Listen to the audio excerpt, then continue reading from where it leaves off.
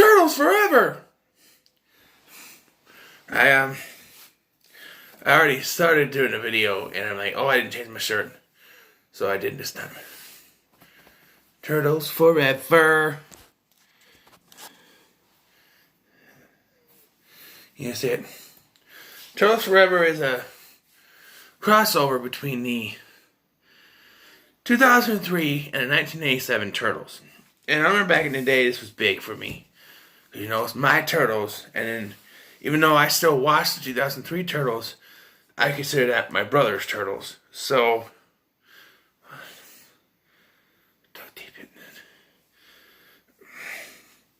it was big. It was the two generations crossing over, you know what I mean?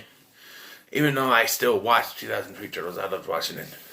I watched every incarnation of the Turtles, and except for Rise, and I've made my, problems with that down to the fact that, and I understand they have an African American cast, that's fine, but don't mess with April. Okay, you made her.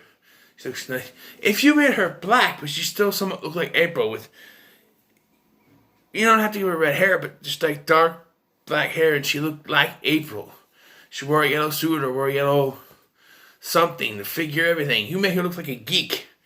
She just looks more like an African American Irma than she does April. I'm just saying.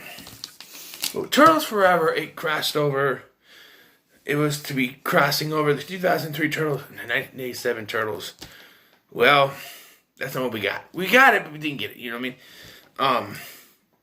The 87 Turtles look like their counterparts.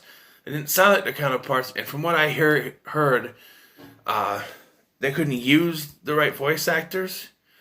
So I don't understand. But I think that the closest we get is the 87 Leonardo's, voiced by the guy who voiced Yami Yugi in Yu-Gi-Oh!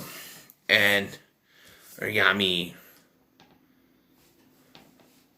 whatever his name is.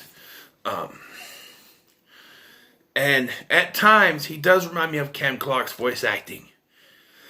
But the story here is that the 87 Turtles and the 2004 Turtles are coming together to stop Shredder, the 2003 Shredder, from destroying the Turtle multiverse. And I love how we get nods to other Turtle properties, various different comic versions. And you also see the 1990 live action versions and the 2007 CG version as well. And you get the comics version later in the movie. Or the special, whatever. Overall, I enjoyed the special, but for me, as a fan of the 87 Turtles, specifically, it felt more like they were bashing the 87 Turtles. Like, the show was goofy back in the day, don't get me wrong. The 87 Turtles show was goofy as all hell. But, they make them idiots here. Like, just like they're stupid and all that stuff, and just, like they make it seem like they do something goofy, and it's just so stupid that the 2003 Turtles are just so cool. They'll say something goofy, and the 2003 Turtles will be like, huh? Like, it's the most ridiculous thing in the world. You get 1987 Shredder, Bebop and Rocksteady, and Krang, but they're not voiced by their voice actors because, But if you haven't seen the 2003 Turtles, I would recommend watching that before you watch this, because there's a lot of story arcs to go through. There's Karai, you won't know who that is, that's Shredder's daughter.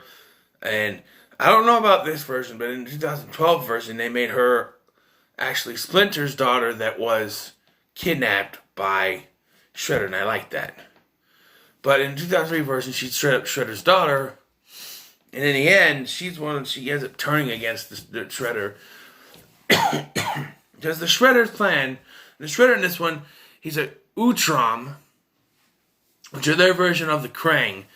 And that's one of the things about the series I didn't care for, is that Krang was one individual creature. Here, they're called the Utrom, and they had a Utron named Krang. This one, they have a different dimension version in this Krang. And that Krang... Saki! What are you doing? You know? Just, Krang. I do pretty good Krang voice. It sounds just like me. Well, that one was terrible, but, like, you know, just, yeah, you know. I lost my train of thought there. I lost it. Krang, yeah. And so, while just one of the things that I didn't like the Utrom, they're like Krang, and in 2012 they have the Krang, which is different, but similar. I don't know. But Shredder's plan, like I said, is to destroy the entire universe, the multiverse of Turtles, whatever. Are you stupid? He wants to get rid of every version of the Ninja Turtles by destroying every universe. Every parallel world, everything. And if you do that, Shredder, there will be nowhere for you to exist either. Utrom. Whatever. Utrom, Shredder, I don't...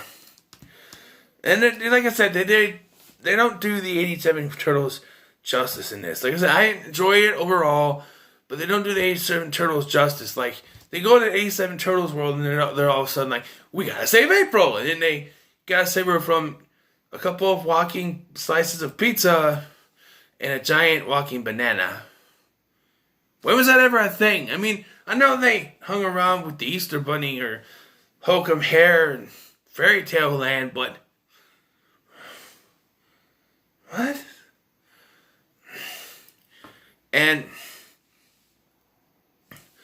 I don't know, just... overall, like I said, it's a decent watch. I'm going to give it an 8 out of 10 because just bashing the 87 Turtles, which are my favorite, it puts you down a couple notches. So, 8 out of 10. What are your thoughts on Turtles Forever? Let me know in the comments below. Like, share, and subscribe, and I'll see you in the next one.